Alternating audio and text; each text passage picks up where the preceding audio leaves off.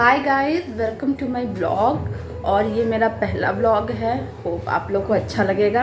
आज दशहरे का दिन है, तो आप सब लोग को मेरी तरफ से दशहरे की बहुत बहुत शुभकामनाएं। गाइस, अभी तक मैंने कोई लॉन्ग वीडियो अपने चैनल पे पोस्ट नहीं की थी।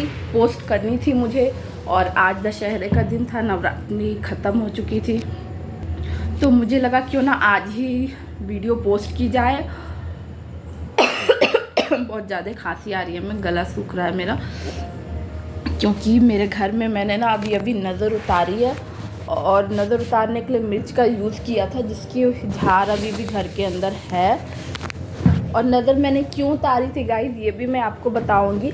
इसके पीछे भी ना एक स्टोरी है, जो कि नवरात्रि से और अभी करंट सिचुएशन से ही जुड़ी है। और मेरे आज वीडियो बनाने का एक रीज़न ये भी था, जो मैं आगे आपको व्लॉग में बताने वाली हूँ। सो आप पूरी वीडियो ज़रूर देखिएगा। और उसके अलावा एक और टॉपिक है जिस पे मुझे आपसे बात करनी है। तो पहली चीज़ तो ये थी कि ये बहुत आज मुझे ना बहुत थकान और उलझन टाइप से हो रही थी, क्योंकि पिछले 1 महीने से ऑलमोस्ट मेरा व्रत ही जा रहा है। व्रत इन सेंस पूरे दिन तो मैं फास्ट नहीं थी, बट एक टाइम का खाना मैं खा रही थी, और बाकी पूरे दिन मेरा फास्टिंग रहता था। एक टाइम ही सिर्फ अन्न ग्रहण करती थी। और ये आप सोच रहे होंगे मैं ऐसा क्यों कर रही हूँ, तो आप में से बहुत सारे लोगों को शायद इसके बारे में पता हो, और बहुत सारे लोग फर्स्ट टाइम सुन रहे हैं। तो नवरात्रि से जस्ट पहले ही हमारा महालक्ष्मी का व्रत ख़त्म हुआ है, जो कि 16 दिन का होता है। बहुत सारे लोग इसको 16 दिन तक रहते हैं कम्प्लीटली, और बहुत सारे लोग नवरात्रि की तरह चढ़ती उतरती रहते हैं। तो मेरी मदर ये व्रत रखती थी 16 दिन का, और मुझे भी बहुत शौक़ था कि जब मेरी शादी हो जाएगी तो शादी के बाद हम भी ये व्रत रखेंगे। तो शादी के बाद मैंने ये व्रत रखा। पर चूँकि ये 16 दिन के व्रत के जस्ट बाद ही 1 ही 2 दिन बाद आपकी नवरात्रि स्टार्ट हो जाती है, तो ये बहुत ही हैक्टिक हो जाता है। पूरा 9 दिन इधर और 16 दिन इधर करके ऑलमोस्ट आपका पूरा 1 मंथ हो जाता है। और 1 मंथ तक जब आप हमेशा सिर्फ एक टाइम खाना खा रहे हो, और फिर जब आप खाना खाते हो ना, तो बॉडी में बहुत सारे चेंजेस होते हैं, जिसकी वजह से बहुत ज़्यादा थकान और फीवरिश फील करते हैं। और कल मैंने कन्या भोज भी कराया था, साथ ही मेरे ससुराल से भी लोग आए हुए थे। मेरे बुआ सास आई थी, ससुर आए थे, देवर आए थे। तो सारी चीज़ें मिला के एक साथ ना बहुत ज़्यादा हेक्टिक हो गया था मेरे लिए। सब कुछ हमको अकेले ही मैनेज करना था।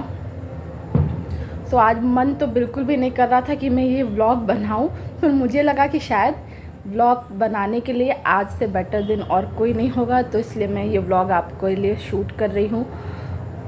अभी भी मुझे सामने से एक आंटी रहती हैं, तो उनने खाने पे बुलाया तो उनने मुझे सुबह ही में था, पर चूँकि बुआ जी थी, फूफा जी थे, तो मैं सुबह नहीं जा पाई थी। और मुझे उनको मना करना भी नहीं अच्छा लगा, बिकॉज़ वो दोनों लोग ना बिल्कुल ऐसे ओल्ड एज कपल हैं। तो अगर आपको सामने से बढ़ के कोई बड़ा, इतना आपसे जो उम्र में बहुत बड़ा है, आपके मम्मी पापा की उम्र का भी नहीं है, मैं कहूँगी कि आपके दादी दादा की उम्र का है, आपको बुला रहा है खाने पे, तो आपको मना नहीं करना चाहिए।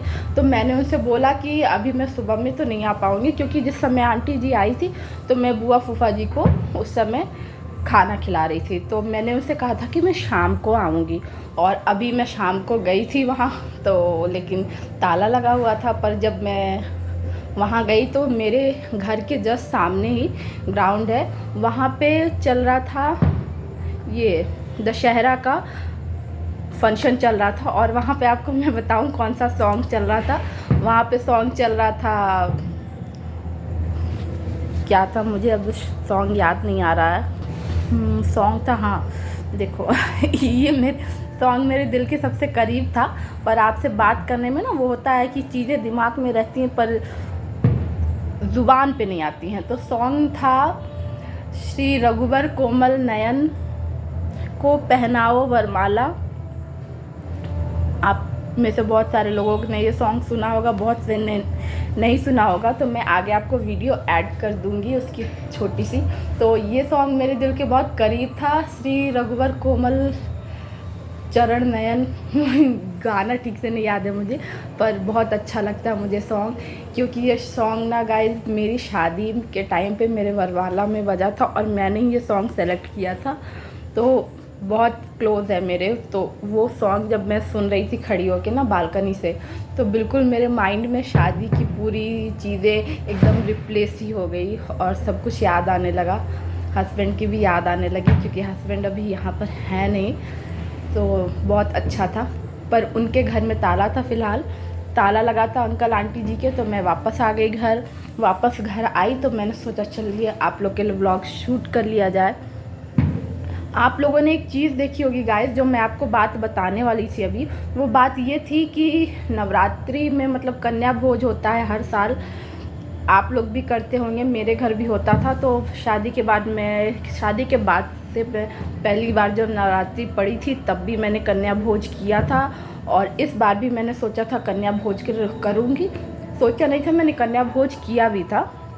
पर अभी अभी मैं नया ही वीडियो शूट करना मैंने शुरू किया है, व्लॉगिंग वगैरह शुरू की है। तो कल मैंने डाला था पहले एक वीडियो, जिसमें मैंने माता रानी को मतलब विदाई के टाइम पे कन्या भोज में जो भी गिफ्ट्स देने के लिए सोचे थे वो सब कुछ लिया था। उसका बहुत अच्छा सा वीडियो बना के मैंने शेयर किया था। वैसे तो ऐसी कुछ मैंने ख़ास चीज़ें उसमें नहीं ही रखी थी, बहुत ही जनरल सी छोटी मोटी चीज़ें थी। पर वो कहते हैं ना, जो उन चीज़ों को करता है उसके लिए बड़ी बात नहीं होती है, पर जो वो चीज़ें नहीं कर रहा है, जिन लोगों ने वो चीज़ें नहीं की हैं, या फिर जो आपसे कहीं ना कहीं चिढ़ते हैं, उन्हें आपका आगे बढ़ना पसंद नहीं होता है, तो वो जब आपको कुछ करते देखते हैं ना अपनी लाइफ में, तो वो अच्छा नहीं लगता है उनको, और उनके जो कहते हैं ना हाय एक निकलती है, या फिर कुछ भी जो आप कह दो नज़र होता है जो आपके काम को बिगाड़ देता है। तो मुझे फ़ील हुआ ना कि वैसा ही कुछ मेरे साथ हुआ। तो मैं इतनी ज़्यादा एक्साइटेड थी कि हर साल तो मैं ऐसे ही पूजा करती थी, और वीडियोज़ तो मैं पहले भी बनाती थी, पर मैं उसे कहीं पोस्ट या शेयर नहीं करती थी। फ्रेंड फैमिली में चाहे वो वीडियो शेयर कर लूँ, बट सोशल मीडिया पे कहीं शेयर नहीं करती थी। तो लेकिन इस बार मैंने सोचा था कि मैं यूट्यूब पे वो वीडियोस डालूँगी अपनी शॉर्ट्स में। पर ऐसा इत्तेफाक रहा गाइस कि जिस समय कन्या पूजन का टाइम था, बिल्कुल एग्जैक्ट उसी मोमेंट में मेरे कैमरा ने काम करना बंद कर दिया, और मेमोरी मेरी क्योंकि फुल हो चुकी थी, तो बार बार मुझे वही ब्लिंक कर रहा था कि मेमोरी फुल है, फुल है, फुल है। और ऑन द स्पॉट ये चीज़ हुई। तो उस समय पे मेरे पास कोई ऑप्शन नहीं था कि मैं अपना फ़ोन चेक करती और मैं कुछ भी उसमें फ़ोटो या वीडियोस डिलीट करके स्पेस बना पाती, क्योंकि एक तरफ मुझे पूजा करनी थी, खाना भी देखना था, बुआ फूफा जी भी आए हुए थे। हालांकि वो बुआ फूफा जी भी उस समय नहीं थे जब मैं एग्जैक्टली पूजा कर रही थी, तो उस टाइम पे मेरे पास कोई भी नहीं था इत्तेफाक से। जबकि मेरे देवर आए हुए थे, बुआ फूफा जी आए थे, घर के बाकी लोग भी थे, पर सारे लोग उस सिंगल मोमेंट पे बाहर कुछ काम से चले गए थे, और मैं घर पे अकेले ही पूजा कर रही थी। और मेरी मेमोरी फुल हो गई, और जिसकी वजह से मुझे एक तरफ मेरे सामने पूजा थी और दूसरी तरफ मेरे सामने ये था कि मैं कुछ भी शूट नहीं कर पाऊँगी, पर मैं नहीं कर पाई। मुझे बहुत अफसोस हुआ कि ऐसा क्यों हुआ इस बार, और कितने मन से मैं चीज़ों को कर रही थी इस बार, पर मुझे लगा कि शायद वो किसी की नज़र ही लगी है। तो गाइज़, अपने को नज़र से भी प्रोटेक्ट करना बहुत बहुत ज़रूरी है। आप जो भी लोग वीडियोस बनाते हैं, आप लोगों ने भी ऐसा कुछ एक्सपीरियंस किया है कभी या नहीं किया है, ये मेरे साथ कमेंट बॉक्स में शेयर करिएगा। बाकी देखते हैं, एक बार ऐसा हो गया, ज़रूरी नहीं है हर बार हो सकता हो ये मुझे लग रहा है कि हमें नज़र लगी है और ये सिर्फ एक टेक्निकल डिफ़ॉल्ट हो। लेकिन हमें ऐसा इसलिए लगा ना गाइस, क्योंकि मैं कितने सालों से ये पूजा कर रही हूँ और हमेशा वीडियोस बनाती हूँ, फ़ोटोज़ लेती हूँ, पर इस बार मैं एक सिंगल फ़ोटो भी मैं क्लिक नहीं कर पाई। तो इसलिए ये बात मेरे माइंड में गई कि शायद वो नज़र वाला जो सारे लोग कहते हैं, तो नज़र इज़ रियल। तो नाउ आई ऑल्सो थिंक नज़र इज़ रियल। मेरे हस्बैंड भी ये बात हमेशा कहते हैं, तो मैं उनको बोलती रहती हूँ नहीं ऐसा कुछ नहीं होता है, आपको लगता है। कितने सारे एक्टर्स हैं, एक्ट्रेसेस हैं, कितनी वीडियोस ले रहे हैं, क्या क्या कर रहे हैं, तो उनको क्यों नहीं नज़र लगती है। बट हम सिर्फ सबकी ना वो दूर से लाइफ को देख रहे हैं इन सभी लोगों की, उनकी रियल लाइफ में क्या प्रॉब्लम्स वो फेस कर रहे हैं, वो नज़र वाली चीज़ों से वो कैसे टैकल कर रहे हैं, डील कर रहे हैं, उसका क्या इफ़ेक्ट आ रहा है उनकी लाइफ पे, वो सब कुछ हमको नहीं पता है। तो इवन सोशल मीडिया पे रहते हुए भी मुझे लगता है हमारी चीज़ों को हमें बहुत स्पेसिफिकली शेयर करनी चाहिए, ऐसा हमें लगता है अभी के एक्सपीरियंस से। तो आपका क्या एक्सपीरियंस है सोशल मीडिया पर, क्योंकि मैं तो अभी न्यू हूँ, आप मुझे अपना एक्सपीरियंस बताइए और आप इन चीज़ों को कैसे टैकल करते हैं। जो भी पुराने यूट्यूबर्स हैं, अगर उनमें से कोई ये वीडियो देख रहा हो तो मुझे बताइएगा, ताकि मैं भी उस चीज़ को फॉलो करूँ और मैं भी खुद को प्रोटेक्ट कर पाऊँ। और माता रानी से प्रार्थना है कि आप सभी को बुरी नज़र से प्रोटेक्ट रखे, हम सबको, मेरे परिवार को प्रोटेक्ट रखे और हम सब के जीवन में खुशहाली बनी रहे, सबका मंगल हो, सब अच्छे से रहें, बस यही प्रार्थना है। और मेरी वीडियो पे इतना टाइम देने के लिए, मेरी वीडियो को देखने के लिए आप सबका बहुत बहुत धन्यवाद। आप प्लीज़ मेरी चैनल को सब्सक्राइब करिए, मेरी वीडियोस को देखिए और आपका क्या सजेशन है, क्या आप सोचते हैं, मुझे कमेंट बॉक्स में बताइए।